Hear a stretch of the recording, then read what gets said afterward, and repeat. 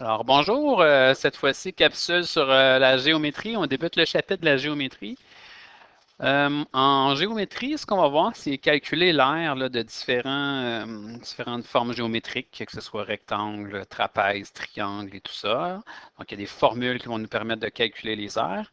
Et on va aussi faire un petit rappel avec la notion de périmètre. Donc, débutons avec le petit rappel.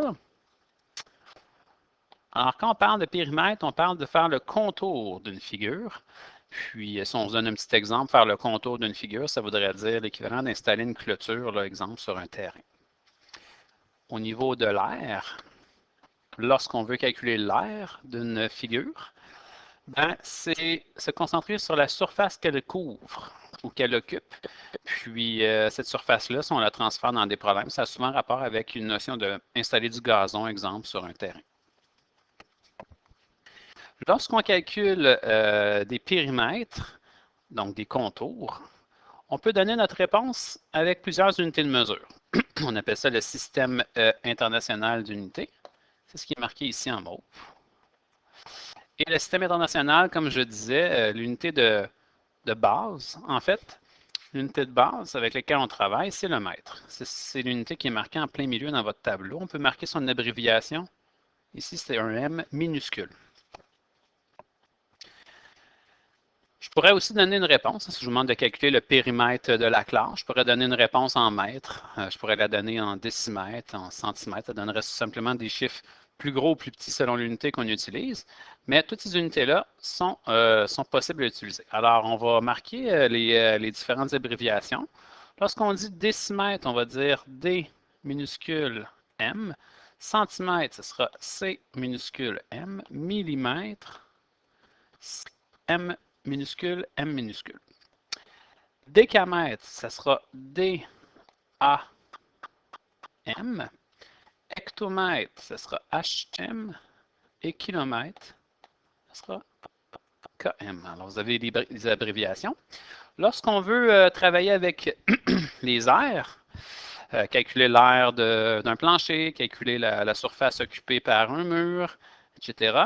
Alors là, on va travailler avec exactement le même tableau, sauf que au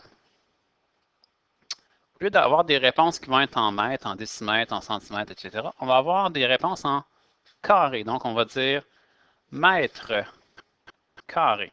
On n'écrit pas carré, on écrit un exposant 2. Ça veut dire carré. Centimètre carré, millimètre carré, décamètre carré, hectomètre carré, kilomètre carré. Alors, je remonte en haut. Petit pléonasme.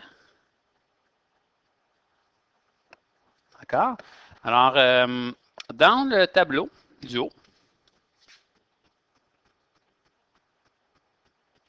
lorsque je vais vouloir transférer une mesure d'une unité à l'autre, parce que, exemple, si je veux comparer deux hauteurs, si je compare des centimètres avec des millimètres, la seule façon de pouvoir les comparer, c'est de les placer sur la même unité de mesure. Alors, le choix de l'unité a peu d'importance, mais on doit placer toutes nos unités sur la même unité de mesure pour pouvoir les comparer. Pour y arriver, on va simplement faire des multiplications par 10 lorsqu'on va se déplacer vers la droite. Donc, exemple de kilomètre à hectomètre, on multiplierait par 10. De hectomètre à décamètre, on multiplierait encore par 10. Alors, on multiplie par 10. Lorsqu'on se déplace vers la droite. Et lorsqu'on va se déplacer vers la gauche,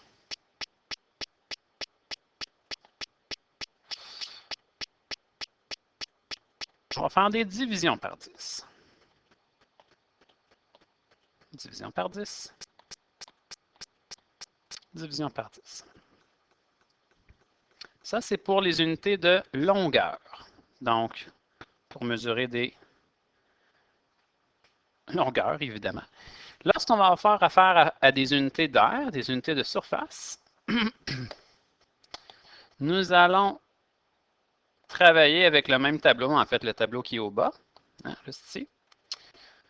Sauf que, étant donné qu'on travaille avec des unités d'air, de surface, comme j'ai dit tantôt, kilomètre carré, hectomètre carré, etc., lorsqu'on va faire un déplacement vers la droite, comme ça, dans notre tableau, ça va correspondre à une multiplication. Tantôt, c'était par 10. Ici, ce sera par 100.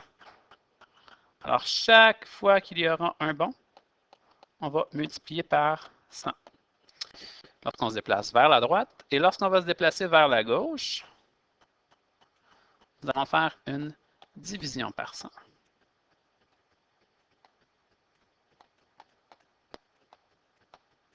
Division par 100.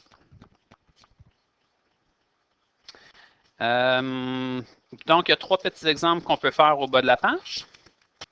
Le premier exemple qui consiste à transférer des décimètres en hectomètres. Alors, on est dans le tableau des longueurs. Hein?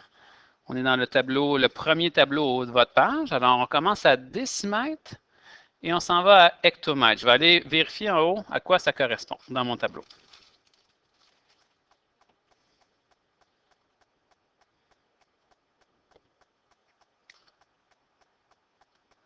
Alors, les décimètres, ça veut dire qu'on est, pour ce qui est des décimètres, nous sommes ici.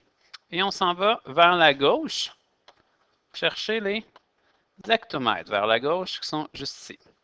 Donc, quand on va se déplacer vers la gauche, on note que ce sera des divisions par 10, une première division, une deuxième division et une troisième division par 10. Donc, c'est ce que je vais venir écrire ici au bas. Alors, je vais diviser par 10 une première fois, une deuxième fois,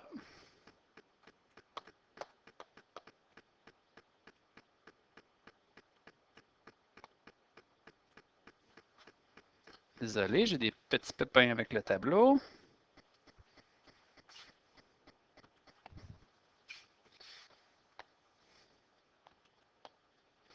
Division par 10. Et une dernière fois, divisé par 10.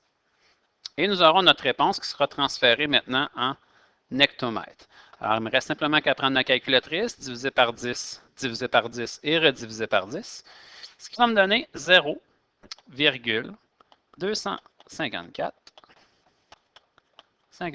Et ma réponse est maintenant en hectomètres, telle que demandée dans la question. Notez que divisé par 10 et divisé par 10 n'est pas équivalent à diviser par 30. Ce n'est pas du tout la même chose. On pourrait dire par contre que c'est l'équivalent de diviser par 1000. Parce que 10 fois 10 fois 10 nous donne 1000, donc on pourrait diviser par 1000 une seule fois ou diviser par 10 comme je viens de faire successivement. Un deuxième exemple. Alors nous sommes en décamètres, DAM.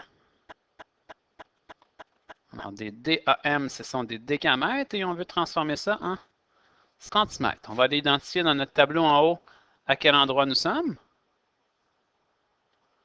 Alors, si je me permets d'enlever la couleur, je ne serai pas capable d'enlever la couleur. Alors, les décamètres, on est en décamètres, puis on veut les transformer en centimètres. Alors, on va se déplacer de décamètres à centimètres, donc vers la droite cette fois-ci, une fois, 2 fois et 3 fois. On se fait 3 déplacements vers la droite. Lorsqu'on se déplace vers la droite, ce sont des multiplications par 10. C'est ce que je vais aller noter ici. Alors, on va avoir x 10.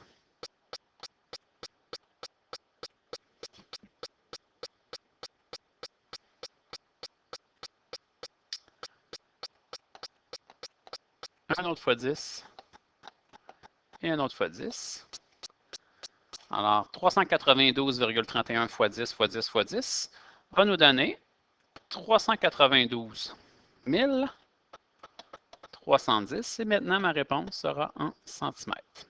Notez encore une fois que multiplier par 10, multiplier par 10 et multiplier par 10 n'est pas équivalent à multiplier par 30. Hein? Ce n'est pas du tout la même chose. On pourrait par contre multiplier par 1000 ici et ce serait équivalent. Dernier coup. Alors, cette fois-ci, nous sommes en mètres carrés. Alors là, il faut faire attention parce qu'on va changer de tableau. Vu que c'est des mètres exposant 2, on dit des mètres carrés. Et on s'en va en décimètres carrés. Je vais aller chercher mon tableau. Ici. J'ai bien dit que je commençais à mètres carrés et que je m'en allais en décimètres carrés, juste à côté ici. Alors, je m'en vais vers la droite, hein, c'est la direction qu'on doit suivre ici. Et lorsque je m'en vais vers la droite, ça correspond à une multiplication par 100. Alors, multiplier par 100 cette fois-ci. Parce que dans le tableau des surfaces, on multiplie par 100 ou on divise par 100 à chaque bond. Ça dépend de quel côté nous avons à nous déplacer. Donc, si je prends mon chiffre, 28,32, et que je le multiplie par 100 tel que demandé, j'obtiens donc 2832 décimètres carrés. Et voilà, c'était tout pour cette capsule. J'espère que ça vous a aidé. Je vous souhaite une belle fin de journée.